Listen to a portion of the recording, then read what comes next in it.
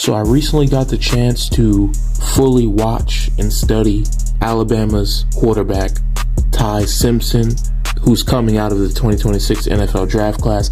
And I can confidently say, when it comes to Ty Simpson's game, the biggest strength has to be his accuracy and consistency. Deep, short, intermediate, however you need it, wherever you need it, he can get the ball where it needs to be.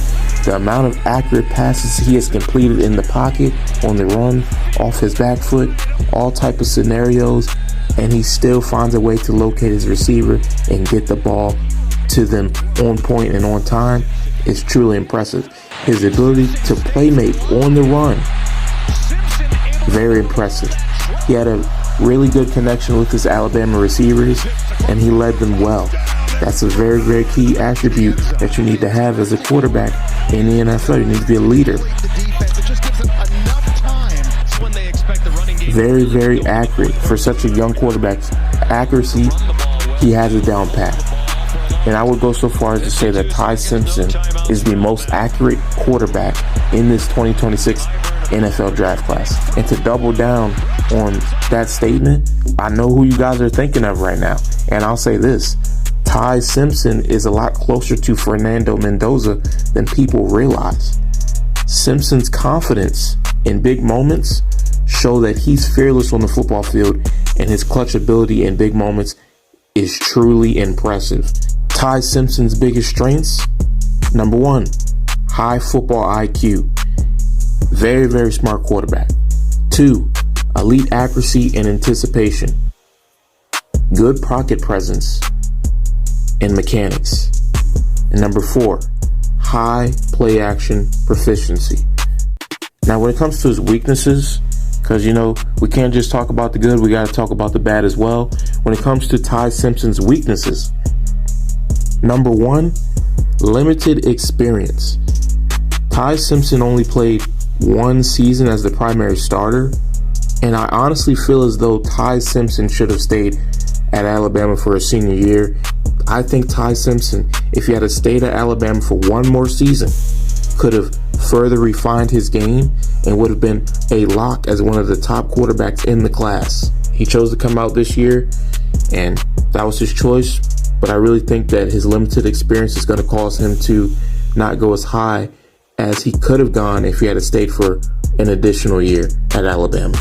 Going to number 2, ball security. He does have fumbling issues. He needs to improve upon that. Ball is life, ball is life, ball is life. If you can't protect the football, you can't play. You can't be on the field. Number 3, too aggressive on throws. So the one thing that's a pro and a con for Ty Simpson's play style, Ty Simpson is a gunslinger. And the thing about gunslingers, you live by the sword, you die by the sword. You live by the gun, you die by the gun. And so with Ty Simpson's play style, he has many aggressive throws and deep shots that he threw this past college football season that could have easily been, or could easily turn into, interceptions in the NFL. And he will have to clean that up and dial it back a bit, or else he will have a lot of interceptions. Not saying he has to change his play style completely, but adjusting and growing as a player is a part of becoming a better football player, and he definitely has to do that. Take those shots when they're there, take those shots, but don't force them. Don't force them. The best team fits for Ty Simpson, number 1, the Arizona Cardinals. That right there is going to shock some people. They're like, Arizona Cardinals? No way he's going that high. There was a recent mock that I saw. I reposted that mock, and it had Ty Simpson going at number 3 to the Arizona Cardinals. And I was honestly surprised, but at the same time, I'm wondering, what are the Cardinals going to do at quarterback this year? If they really think they're going to roll into this season with Jacoby Brissett, well, then it's clear that they're tanking for Arch Manning. They cut ties with Kyler. They honestly could have just let him finish his contract because you didn't trade him. So you might as well just allow him to finish his contract. But that's all in the past now. But yes, quarterback remains the biggest hole, the biggest concern for the Arizona Cardinals. They don't have the quarterback to compete for this season. In the division that they're in, you need a quarterback if you're going to compete. So I think the Arizona Cardinals might shock everybody and take Ty Simpson. It would be a bombshell. It would be one of the biggest stories of the draft. And honestly, I think it would be a good fit. I think he's good enough to come into Arizona day one as a starter and compete. That's all I'm asking, to compete. Is he good enough to get them at least 5-6 wins? Yes, I see it. Number 2, the Pittsburgh Steelers. I think the Pittsburgh Steelers need a quarterback. At the timing of this video, they have not re-signed Aaron Rodgers, but I do believe they will. The Pittsburgh Steelers, they hired Mike McCarthy as the head coach. We already know the connection that Mike McCarthy and Aaron Rodgers had. Obviously, in Green Bay, they were able to win a Super Bowl together. So if I was to put a bet on who's going to be the quarterback of the Pittsburgh Steelers coming up this season, I'm going to bet that it's going to be Aaron Rodgers. But with that being said, if they sign Aaron Rodgers before the draft, I still think there's a possibility that they could still draft Ty Simpson and have him, sit behind the future Hall of Famer Aaron Rodgers and really learn from him. And then the following year, he could take over. So I think that's a real possibility, and the Steelers would be a good fit. Going to number 3, another destination where Ty Simpson can potentially come in, sit, learn, further refine his game under a legendary coach, a legendary quarterback. That's right, the Los Angeles Rams. You come into a spot where the pressure's not on you too much. You sit back, you learn, you refine your game. Maybe in the next 2 years, if Stafford says I'm good, then yeah, you have opportunity to get your shine. But it's all about patience. It's all about really refining your game. It's no rush. And I think that's really what's important. Not every quarterback is meant to come in year one, rookie year, and just start dominating. Like, not everybody's Jaden Daniels. That's rare to just come in your rookie year and start dominating.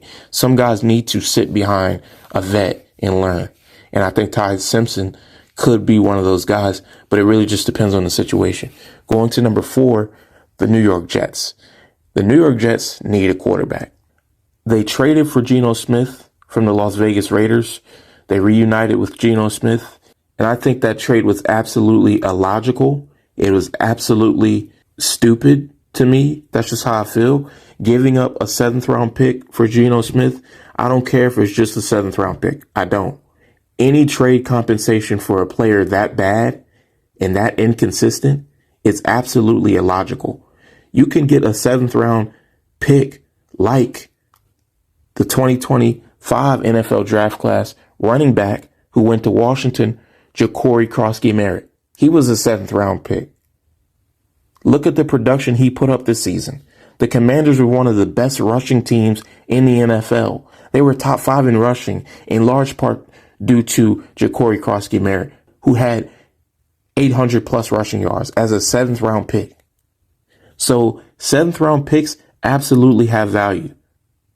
And to just throw your 7th round pick away when you're such a trash team like the Jets are and just throw it to the fire, it's like you wasted that. I know it's just a 7th round pick, but you want to value each and every pick that you have. You want to stack those picks for the future so your team can get younger, so your team can get better, rejuvenated. But instead, you trade it for an old quarterback who's not young, who's not rejuvenated, who's not in his prime, who's washed, who's a turnover machine.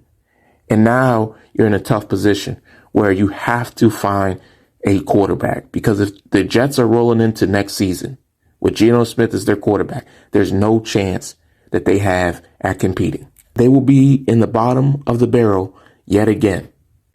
You can just throw them into the tank for Arch Manning territory or the tank for Jeremiah Smith territory, one or the other, because there's no way anybody is taking the Jets serious with Geno Smith as their starting quarterback. Nobody's taking that serious. If I'm the Jets GM, you go after Ty Simpson, you find a way to get him, and you have Geno Smith as the backup. Because there's no way that Geno Smith should be the starting quarterback for the New York Jets. I'm sorry. There's no way. And even in that situation, I don't expect Ty Simpson to come in and just take the division, come in and make the playoffs, come in and make this team super competitive. You don't put that on a rookie. You don't. But I'm more confident in him than I am Geno Smith. I know. That's crazy. You believe more in this rookie? Yes, I do. Yes, because I've seen Geno Smith, and I've seen enough. Overall, prospect grade for Ty Simpson is a C+. Please be sure to like, comment, share, subscribe, as well as follow to the 4th and Goal Sports Instagram page at 4th and Goal _sports on Instagram and YouTube, as well as TikTok. We've now expanded to TikTok, so please be sure to follow the 4th and Goal Sports TikTok page as well. But until next time, guys, thank you for watching. Also, please stay tuned for more draft content. The draft is less than a month away. We are approaching the NFL draft. It is almost that time, guys. It's very exciting. More mock drafts, more player evals on the way. I'm very excited to push out this content for you guys. Continue to support, continue to stay tuned. Until next time, I'm your host, Tyrus Wilson. This is the 4th and Goal Sports Show. Peace.